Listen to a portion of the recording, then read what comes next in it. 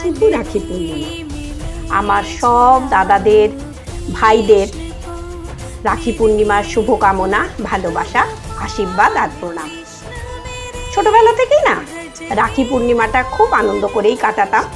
দাদাকে, ভাইদের রাখি বাঁধতাম, আর মা লুচি, পায়েস, মিষ্টি করে দিতেন। তখন তো এই খাওয়াই ছিল। এই খাওয়া দিয়ে রাখি বেঁধে খুবই আনন্দ করতাম।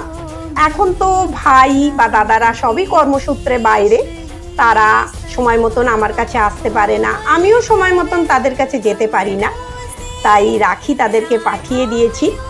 আর আজকে একটা খুব ভালো দিন, তাই গোপালকে রাখি বেঁধেছি, আর গোপালের পছন্দের খাওয়া গোপালকে দিয়েছি। আর আজকে পূর্ণিমা, তাই লক্ষ্মী পুজোও করেছি। এইভাবে আজকে পুজো করে এই পূর্ণিমাটা কাটালাম। আর গোপালের কাছে আমার সব দাদা আর ভাইদের জন্য আশীর্বাদ চাইলাম যে তারা যেন ভালো থাকে, সুস্থ থাকে আর আনন্দে দিন কাটায়।